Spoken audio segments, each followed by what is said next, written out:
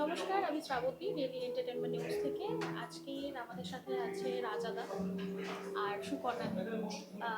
ওদের দুজনকেই আপনারা দেখতে পাবেন কপাল সিনেমাটাতে, যেটা খুব শীঘ্রই আসছে। তো আজকে ওদের সাথে একটু কথা বলে নেবো, এই সিনেমাটা নিয়ে একটু আড্ডা মারবো।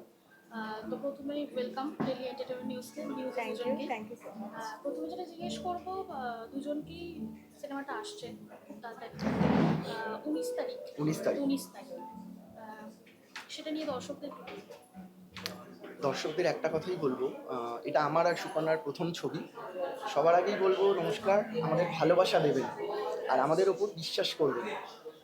আমরা যে ছবিটা করেছি কপাল, এই কথাটা খুবই প্রযোজ্য আমাদের দৈনন্দিন জীবনের সাথে। আমরা কথায় কথায় বলে থাকি যদি কপালে হতো এটা হতো।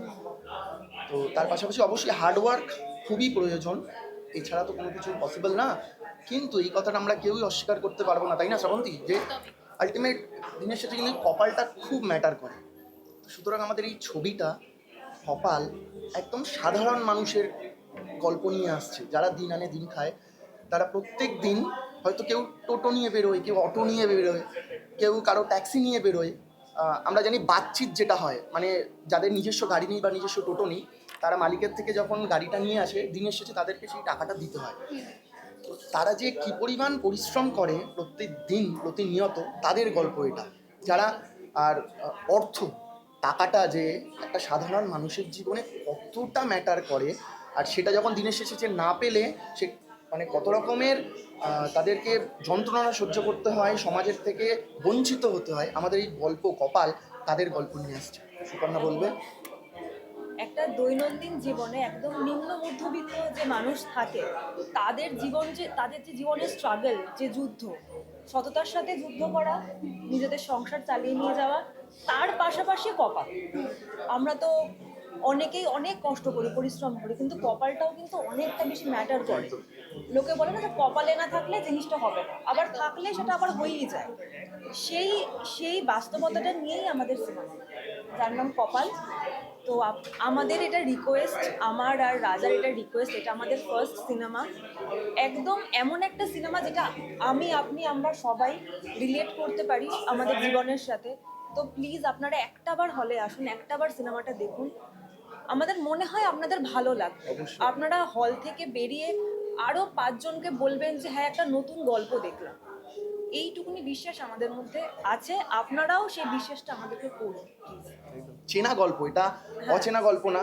আপনি যখন সিনেমা হলে যাবেন দেখতে, এই দুটো ফেসকে, এই দুটো মুখকে আপনারা আপনাদের পাশের বাড়ির ভাই বোন ছেলে বা আপনার নিজের ঘরের সদস্যদের সাথে আপনারা কানেক্ট করতে পারবেন কি এটা আপনাদের গল্প। আমাদের আবার আমরা হাত জোর করে বিনীত নিবেদন, আপনারা আসুন, আমাদের ভালোবাসা দিন, আমাদের ছবিটাকে ভালোবাসা দিন। আচ্ছা, তোমাদের দুজনের কথা শুনে যেটা মনে হলো, তোমরা কপালে বিশ্বাসী নাকি হ্যাঁ। কর্মে বিশ্বাসী? আমার আমি মনে হলো তোমরা প্রথমত কপালে না, বিশ্বাসী। হার্ডওয়ার্ক প্রথমেই বললাম, যেটা হার্ডওয়ার্ক, তারপরে অবশ্যই কপাল। হ্যাঁ, কারণ বলি আজকে প্রচুর নতুন নতুন ছেলেমেয়েরা যারা নানান স্টুডিওতে যাচ্ছে, অডিশন দিচ্ছে, তো সেখান থেকে ভাই আমরা দুজন শুধু কেন? একদম হ্যাঁ, আমাদের হার্ডওয়ার্ক রয়েছে, প্রচুর ছেলেমেয়েরা একদম করছে। একদম তো নিশ্চয়ই আমি এটা বিশ্বাসী যে আমার কপালে ছিল বলে, একদম। এটা আমি অস্বীকার করবো না।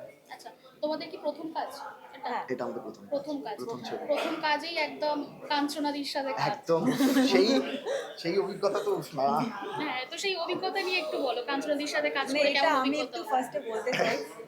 আমাদের শুটিং শুরু হয়ে গেছিল ফার্স্ট 2 দিন, থার্ড দিনে মেবি কাঞ্চনাদি এসেছিল। Third দিনে। থার্ড দিনে তো সেদিন আমার নার্ভাসনেস অন্য লেভেলেরই ছিল। আমি জাস্ট শটের আগে ভাবছিলাম যে আমি কাঞ্চনাদির সামনে দাঁড়াবো কি করে, ঠিক আছে। বাট কাঞ্চনাদি যখন আসলো, তারপরে যখন আমাদের সাথে কথাবার্তা বললো, মনেই হচ্ছে না যে উনি অতটা সিনিয়র একজন মানুষ। একদম খুবই ডাউন টু আর্থ। আর একবারের জন্য সেই হেজিটেশনটা না আমাদের মধ্যে আসেনি যে কি বলবো কি হবে। একদম মানে খুবই খুবই ফ্রেন্ডলি, খুবই ফ্রেন্ডলি। তো সেই জন্য ওই ভয়টা উনি উনি একবারে কেটে দিয়েছে। তো কাঞ্চনাদি যদি কাঞ্চনাদি হয়ে থাকতেন আমার সামনে, তাহলে হয়তো আমি দাঁড়াতে পারতাম। আমি অনেস্টলি আমি দাঁড়াতে পারতাম। এটা পুরোপুরি কাঞ্চনাদিরই ক্রেডিট। এটা পুরোপুরিটাই কাঞ্চনাদির ক্রেডিট, যে কাঞ্চনাদি নিজেও কাজটা, তো কাঞ্চনাদি অসাধারণ একজন অ্যাক্ট্রেস। আর ওনার অ্যাক্টিংটা যখন সেই লেভেলে হচ্ছে তখন উনি কোথাও একটা আমাদেরকে দিয়েও কাজটা করিয়ে দিয়েছে। তো এটার পুরোপুরি credit মানে সিনিয়রের সাথে কাজ করলে অনেক কিছু শেখা যায়। অবশ্যই হ্যাঁ, প্রচুর কিছু তোমরা কি শিখেছি। কি শিখতে পারলে? আমি সব থেকে আগে যেটা শিখেছি, কাঞ্চনাদি ছোট ভাই বোনের মতন দুজনকে আগলে রেখে কাজটা করিয়েছে। সব থেকে প্রথম যেটা কাঞ্চনাদির কাছে শিখলাম, একজন ভালো মানুষ হওয়াটা দরকার। একদম। কথায় কথায় উনি বলে, রাজা একটা ভালো মানুষ হ, দেখবি একজন শিল্পী তখনই মানুষের মন ছুঁতে পারে। তো এটা শিখেছি, এটা আমার বাবা মার কাছেও শেখা।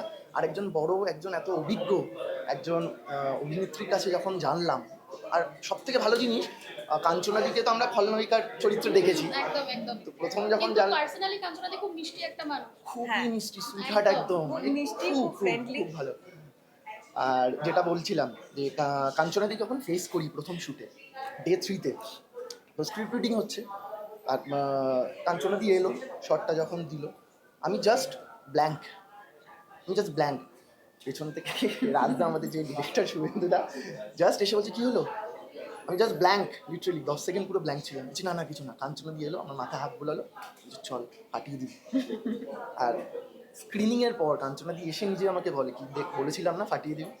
তো একদমই। এটা একদম তোমাদের দুজনের চরিত্রটা একটু জানতে চাইবো, মানে কি রূপে আমরা পাচ্ছি কপালে? চরিত্র প্রথমেই বললাম যে আপনাদের পাশের বাড়ির ভাই বোনের চরিত্র দেখতে পাচ্ছেন, একদম সাদামাটা একটা চরিত্র, কানাই মাঝি, আমি ময়না ময়না মাঝি। মাঝি, কানাই মাঝির ওয়াইফ। কানাই মাঝি একজন টোটো চালক, যে দিন আনে দিন খায়। তার ঘরে একটি ছোট্ট মেয়ে রয়েছে, মা রয়েছে, একটি বউ রয়েছে। তো টোটোটা চালিয়ে আসে, দিনের শেষে সামান্য যা অর্থ তা দিয়ে তার পরিবারকে আগলে রাখতে চায়, সম্পূর্ণটা তাদেরকে দিতে চায় যাতে কোনো রকম অভাব না হয়। কিন্তু তার মাঝখানে ঢুকে একজন খলনায়িকা, একজন পাওয়ারফুল মহিলা, স্বপ্না মণ্ডল, সে এসে তার জীবনটাকে, কানাই মাঝির জীবনটাকে, ময়না মাঝির জীবনটাকে ছাড়খাড় করে দেয়। কিন্তু সেখান থেকে কানাই মাঝি, ময়না মাঝি, তার পরিবার ভেঙে পড়েনি। সেখান থেকে আবার তারা উঠেছে এবং একজন জীবন যোদ্ধা তার পরিবারকে আগলে রাখার জন্য, তাকে ভালো রাখার জন্য যতটুকু করতে পারে তার সামর্থ্য অনুযায়ী তা করেছে। এবং শেষে যা হলো তা দেখার জন্য অবশ্যই আপনাদেরকে আসতে হবে 19 তারিখে। 19 তারিখে। একদমই তাই।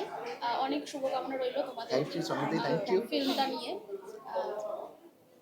তো পুজোর সামনে, পুজোর আগে এরকম একটা সিনেমা আসছে, এরকম এক্সাইটমেন্ট, ভীষণ এক্সাইটমেন্ট, ভীষণ এক্সাইটেড। মানে পুজোর গিফট বলা যেতে পারে তোমাদের কাছে। পুজোর এবার গিফটের পুজোটা কমপ্লিটলি ডিফারেন্ট। এবার মানে প্রচন্ড নার্ভাস, মনে হচ্ছে পুজোই 19 তারিখে। 19 তারিখ থেকেই আমাদের পুজো স্টার্ট হয়ে গেছে। প্রচন্ড নার্ভাস কারণ একটাই বলবো, মিথ্যে কথা বলবো না, এক্সাইটমেন্টের থেকে প্রচন্ড নার্ভাস, যেহেতু পুজোতে রিলিজ হচ্ছে। তার পাশাপাশি দেবদা, একদম তাই। বুম্বাদা, বুম্বাদা, আবিরদা, আবিরদা, অঙ্কুশদা, সবাই অঙ্কুশদা। একসাথে। তো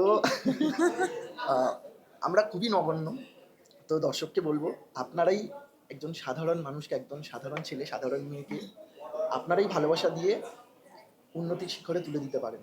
তা আমরা হাত জোর করে বলবো, আমাদেরকে সেই ভালোবাসাটা দিন, আমরা আপনাদেরকে নিরাশ করবো না, এইটুকুনি বলবো।